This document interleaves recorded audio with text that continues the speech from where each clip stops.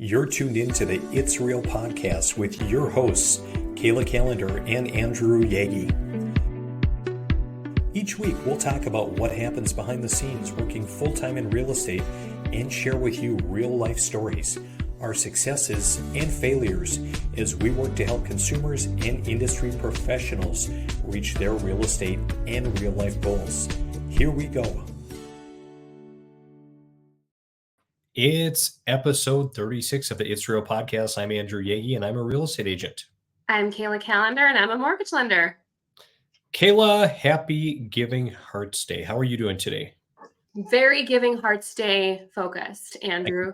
I can see you're all decked out, no doubt, in support of an animal shelter or something dog related. Of course, Homeward Animal Shelter. If anyone is listening to this, we would absolutely love any donations and contributions to help all of the animals of the FM community. So that's my little plug. So if you're not donating on Giving Hearts Day, you can always donate after. And why is Homeward Animal Shelter so important to you, Kayla? Gosh, that's just a loaded question. When you start to see the needs of those that can't take care of themselves, so that to me is elderly, children, and animals, I think your heart just explodes. And so I've seen so many animals, dogs especially, that, mistreated or needing a home. And if you go into a shelter, I don't know if you ever have, Andy, and you see what you see or you follow their social medias, there's such a need for fosters and care and help, because so many animals, especially after COVID, are in need of a home. And the city limit is 6 in Fargo, and I'm at 4, and some of y'all are at 1. So I think we need to even the playing field a little bit. So if anyone's looking to adopt, Homeward Animal Shelters, they can help. They can help you out. I was just looking at their website, and I don't know. I'm kind of more a cat person than a dog person, Kayla, although I do love dogs. But cats are just a little bit more, self-sustaining, I feel like. But I do like the kitty scarf on there. Yes. Well, people don't know, but before this, my dogs were barking like crazy, so I had to kind of put them away. Cats aren't as loud, but I used to be a cat person, and now once you have a dog, have you had a dog, Andy? Oh yeah. Yep. When we lived on the farm, we had a number of dogs over the years. Okay. All named the same thing, or all named differently? So it's funny you should ask. We had 3 different purebred collies, all named Lassie, and 1 German Shepherd named Spike, and Spike was a terror. No, I do miss having animals on the farm, but today, like, we've got a great daycare that our girls go to, and there's a dog or 2 there. And so it's great seeing the dogs there, and they get their animal fill there, and I would love it, but it's a little bit easier not having an animal too. But your heart is missing something, Andy. We'll work on that. I can hook you up. All right. Sounds good.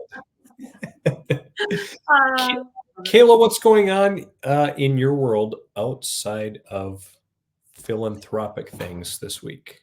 Well, Andrew, I'm so glad that you asked. Today and yesterday, I've been working in my Remarkable that I finally purchased because my good friend Andrew Yaggie was quite the influence on me to purchase it. And I can say, you're always right. Anytime you tell me to do something or I should try something, you're right.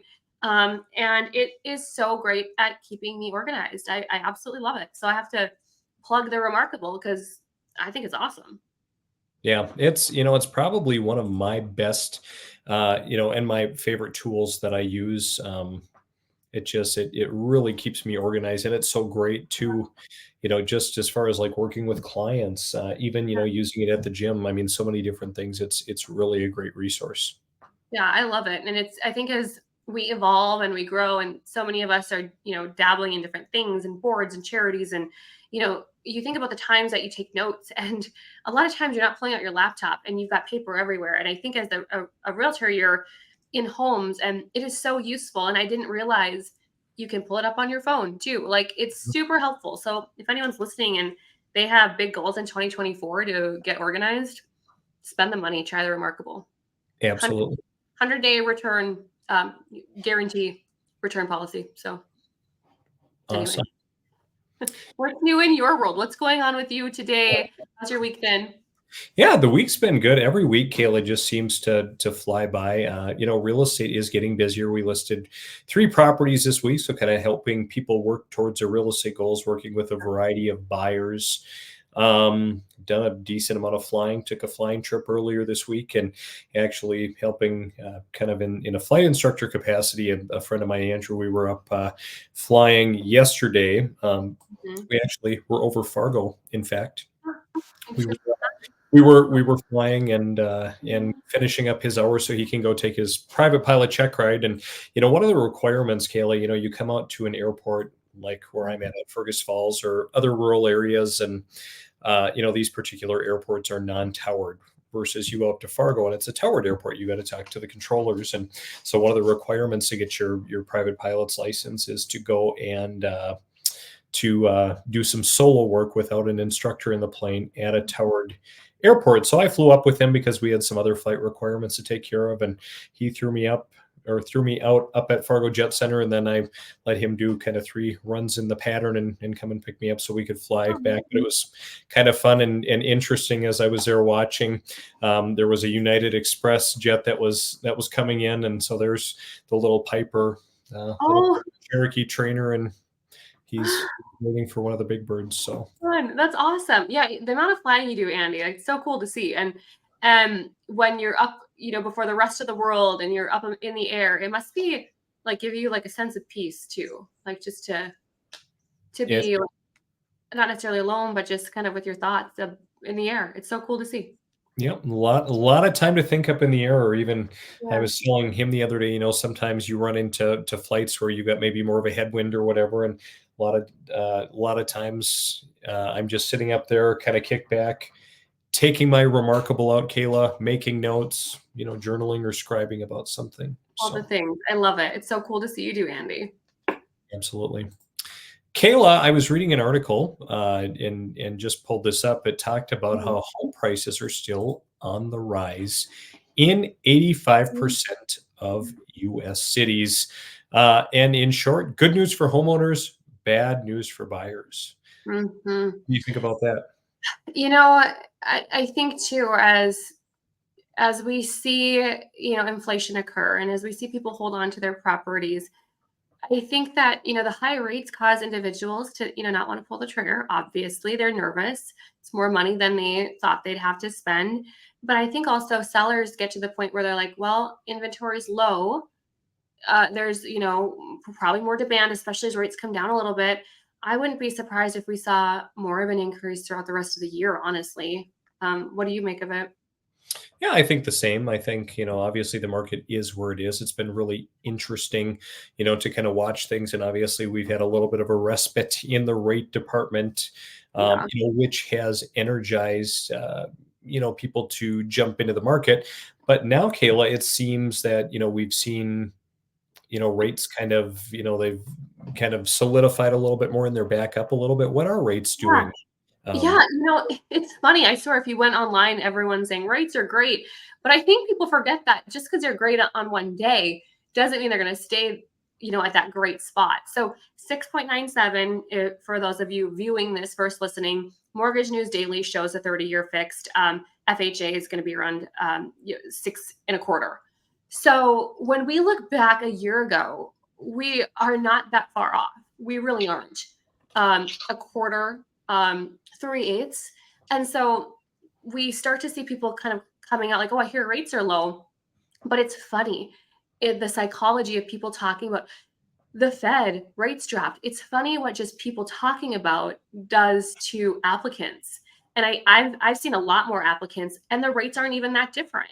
They are slightly lower. We hope that they become lower, but in reality, they're pretty similar to where they were.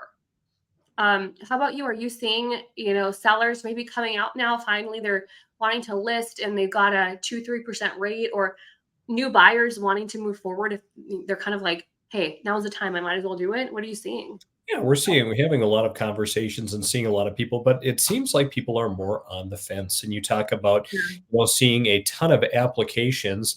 And I would say, Kayla, you're maybe, the anomaly out there just, because you work really hard at marketing, at self-promotion, at attraction, and people are coming coming to you because they want the Kayla experience, so to speak. It is What's that? it is a thing. The It is. Kayla It, experience. The Kayla effect. Absolutely. Well, but seriously, I mean, you do a great job, and you have a lot of people that come to you. You've been in banking for a long time, whereas I know there are some banks in the area here where they have many lenders on staff that had no mortgages close in January. And then Kayla, I came across this. I don't know if you follow Inman very much, but talking Yeah. about how home buyer purchase loan demand falls again as mortgage rates firm, and just the fact that applications picked up for 3 weeks in January. Applications are contracting just because rates have kind of have firmed up Mhm. and have increased a little bit. Yeah, and I think what you said too, there's a lot of people on the fence. And one of the things that no one would know, even probably you, Andy, someone in mortgages, these applications expire, credit expires, income docs expire. And we think about before people get approved, they're ready to go. They shop, they find the home, they move in, good to go. I've had people on the fence for a couple of years now. In fact, I had a client message me recently. She was approved 2 years ago, and I've been reaching out through follow up. Hey, do you want to refresh your application? Are you still in the market? She finally reached back out and said, hey, can you, I don't want to reapply and I don't want to provide anything, but can you tell me what I'd be approved for based on 2 years ago? And so we lenders are doing a lot of work behind the scenes that people probably don't know, because we can't technically approve this person, but we can guide them.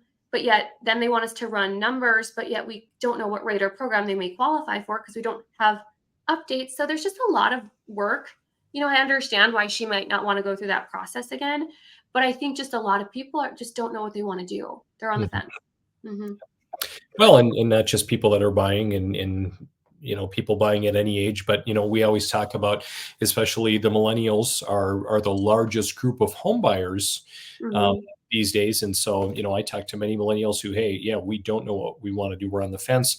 But it would seem, Kayla, in just looking around out there, that there are a lot of older people that don't know what they want to do either. I don't know if you got much of a chance to look at the article I sent you from Apple News or Business Yeah. Insider the other day, but about baby Hmm. boomers and just talking about how they're approaching peak burden on the economy. And Hmm. more specifically, Kayla, the Yeah. fact that boomers are taking up the housing supply. Hmm. They're taking up a disproportionately large share of the housing supply compared to with previous generations. Um, and, Hmm. and so that's really, really interesting. And again, goes on to talk about we're headed for 5 or 6 years where baby boomers contribute to very strong housing demand, and we're going to have high house prices. As a result, boomers appear to be hogging the larger homes that millennials would otherwise be flocking to as they start families. Hmm. Empty nester baby boomers own 20% of large homes in the US. What do you make of that? Think about it. You are a baby boomer and your last child went to college. We see a lot of people at that age, they downsize, they get something smaller. But for them, Andy, to downsize means a higher payment, a higher rate.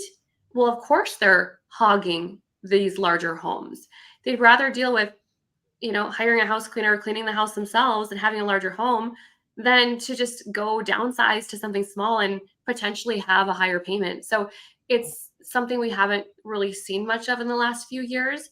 But now you have these families that are starting that are wanting these homes, but they're not selling because why take that leap? I mean, when you think of it that way, it makes sense, right? Mhm. What do you make of all this? The baby boomers and the whole thought of, they're going to not be working in the labor force. Like, what do you think of all this as well?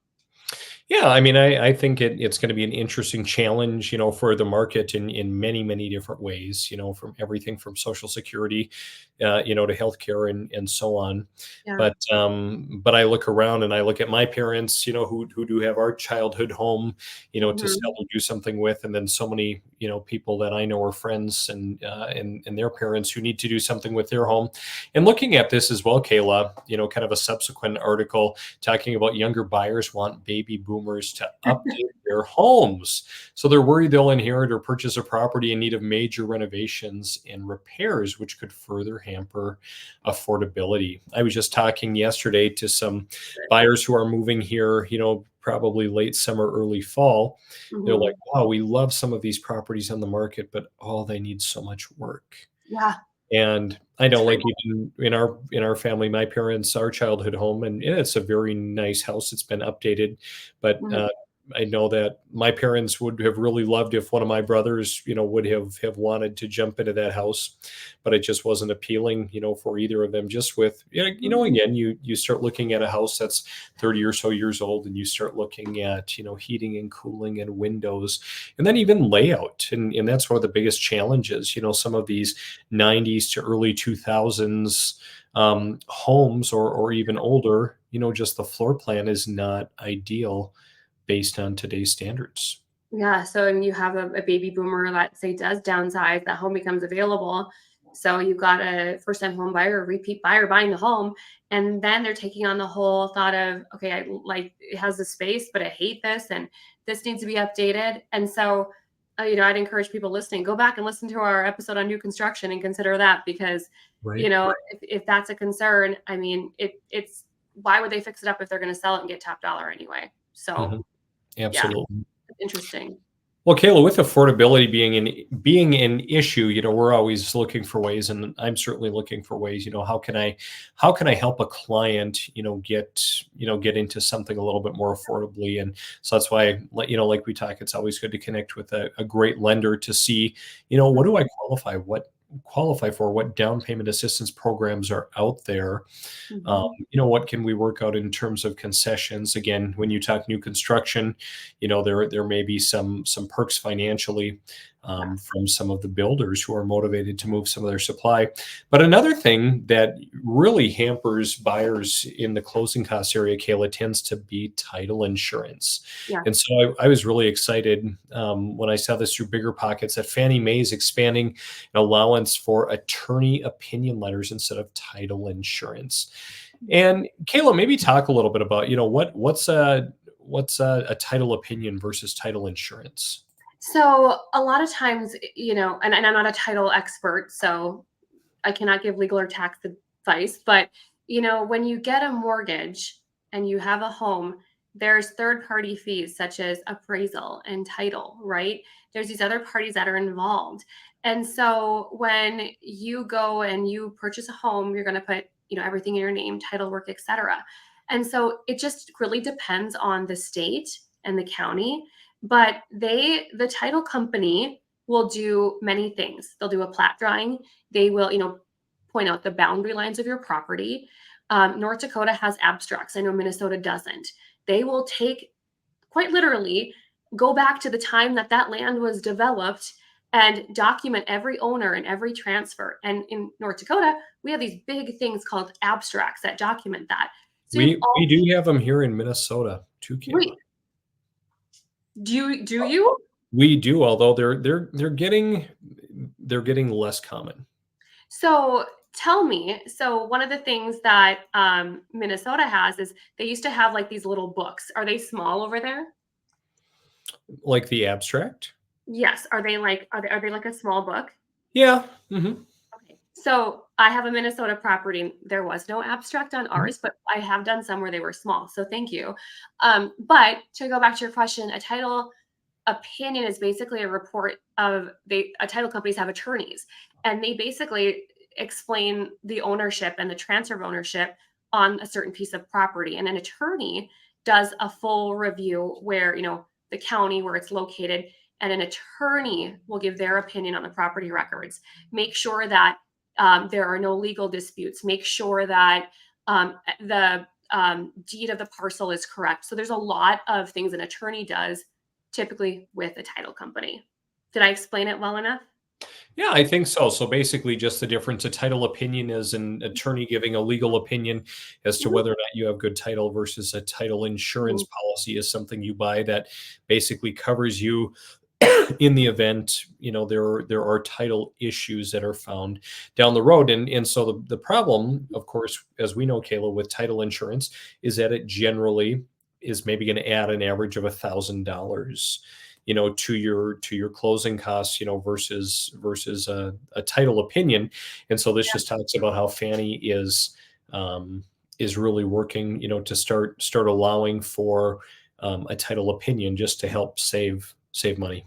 Well, yeah, and there's two, different insurance policies. You got your lender's title insurance, and you have that's required, and then you've got your owner's title insurance that is optional. And so in general, it's just this is a way for clients to essentially save money. Mhm. Yeah, Absolutely. I'm all for that. Yep.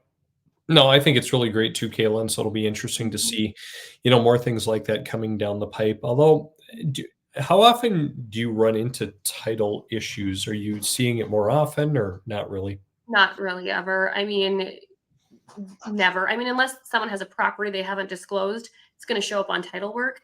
Or if they haven't paid the IRS federal, debt. If there's a lien, it'll show up. I've had that happen. Sure. But other than that, no issues that I've seen in my 7 years of being a mortgage lender. I've So, seen in 3.5 of real estate, I've seen so many title issues. It's ridiculous. Although, being in the lakes area and, serving some well, of the rural communities, we do run into a lot of interesting things. I had a lady who was buying a house here locally and was selling in a very, very small town, and like a state highway runs through town. And on one side of the highway, everything was great. The other side of the highway, every lot was off by about 15 feet. doesn't And surprise me out there. yeah. Well, and now, that some of these things weren't picked up, but now that there are better records, GIS and everything, it just seems like a lot of things are getting caught more often. And in lakes country, it's just when you got the shore and the you've got transfer of ownership in the family and trust. It's a whole different ball game. So that doesn't surprise Mhm. me. Yep, absolutely. Mhm. That's interesting. So, Kayla, a topic I want to talk about today is, should education be required prior to buying or selling a home?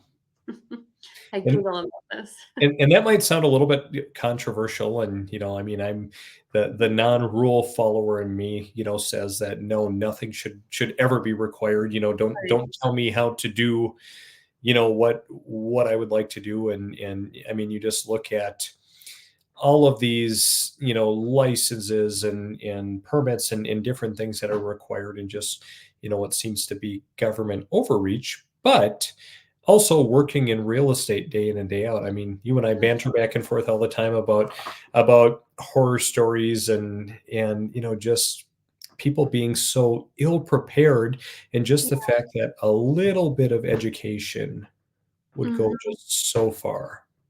It would, and I think being in it, we see it's not everybody, but so often it's almost disheartening, and we lenders and realtors, we can't expect people to know everything at all. I mean, we need to understand that these individuals, first and foremost, have no idea what they're doing most of the time. And the rare 5% of people that do, still the market changes, things change, and it's not the same when they purchased 2 years ago. So I think, we in the business need to understand that we need to educate, we need to empower our people, but also we have to remember as a buyer yourself that it's your biggest purchase. It's a big deal and it's emotional. And for you to get the best experience and have the best knowledge so that you can make a decision. You're not making the decision because Andrew Yaggie said you should do this, or Kayla Kallander said you should lock this rate. You're making the decision because you are educated.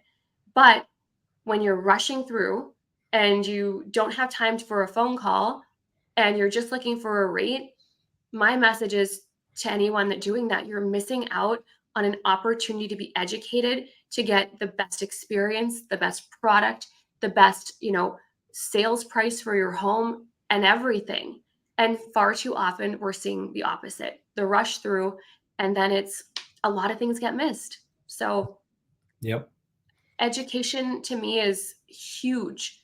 And I would say if people could just slow down a little bit or start earlier and take your time, it would save you so much money, so much energy.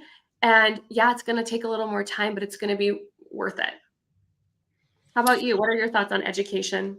Well, first of all, you started off kind of your spiel talking about how you were disheartened, and it breaks my heart that you're disheartened on Giving Hearts Day because of the Mhm. lack of education. Ha ha ha, Andrew. Wow. So, Um, so well played. yeah, Kayla. I mean, obviously, I'm all for education. I'll tell you the tale of two buyers here, and just over the weekend on Friday night, I had someone text me, "Hey, we really want to see this house. Are you able to meet us out there at 10 o'clock on Sunday morning?" And I saw it really late. And, I kind of make it a policy, unless we're in the heat of the battle, not to really respond after 7 p.m. because, hey, family Yeah. and, quiet time's important and nothing's that urgent. And so I responded to them the next day and reached out and we visited a little bit and we're not pre-approved, renting in a lease, but boy, we just really want to see it. And again, kind of the same old, not to beat a dead horse, so to speak, but just not anywhere near prepared or even educated as to where they should be starting. Now, Yeah. I had another buyer reach out to me who I know personally, and him and his significant other are, hey, we're tired of renting. We want to start gaining some equity. Can you talk with us? Who do you recommend for a lender? Hey, let's connect with that lender. Let's get things figured out.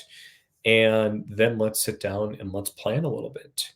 And just really taking a much more pragmatic approach to Mhm. things and really wanting to be educated, which Kayla is always so refreshing. Um, Mhm. and I even had a group of sellers in my office last week as well that kind of the same thing. Mhm. Once I was able to pin them down because everyone's got a busy schedule, they were all about the education piece, Mhm. just as far as what they should be doing to well position themselves. Because sometimes, Kayla, even selling a house, it's like, hey, I know you don't want to spend money on this, but this might be the case of, spending $5,000 to make 25,000. Yeah. Um, Exactly. Really educating them on timeline, on marketing, on a path forward, just to make things as stress free as Mhm. possible. So yes, Kayla, I absolutely believe in education, Mhm. very very much, and I'm kind of excited too about education and maybe some things that we might be able to work on. Yeah, and speaking of that, I think that's where you and I have thought, how do we get the message out? Because not every single person in Minnesota or North Dakota follows Kayla's social media or Andy's YouTube, And so how do we get in front of people? Because a lot of times the thought comes up in their heads, and next thing we know, they're with the realtor and they're not knowing what lender and they're just wanting to buy a house. So one of the things I think that you and I have decided is, how do we get education out to people quicker? How do we create maybe a community around being empowered with this education so that you can make home buying enjoyable and understand it? So, I think, to anyone listening, I would say keep an eye out for some exciting things that Andrew and I might have in store. I Fair, agree. fair enough. And not just for consumers, Caleb, but probably for other agents and lenders. And you talk about social media and people obviously attracting. And I loved the story that you told me the other day about the agent who reached out and kind of left you a voicemail, or when you connected with them said, "Oh, I'm sorry. I hope I wasn't interrupting you recording a TikTok or something." And the particular buyers he was working with, even though he maybe couldn't totally remember their names, you had recognized them and that they had followed you on social media. So kind of Weird. taking a stab at you a little bit, but isn't it kind of funny how that works? It is, and I think, social media is not going away. This is a way that the next generation and even the current generation is going to search somebody. So if you're given lenders' names or realtors' names, you're going to the platforms and you're wanting to find out about them. The biggest purchase or the biggest sale you will ever have. You want to know who you're working with. And it is so important that you're doing your research. And so when we talk about social media used to be just about entertainment and selfies. It is now a way to break geographical boundaries and essentially come into your client's home on their phone and tell them, educate them, empower them, add value, and basically get in front of them before you meet them. So, for those listening, sorry, that's my whole rant on social media, but it is a powerful and necessary tool to be in any business, in my opinion. Mhm.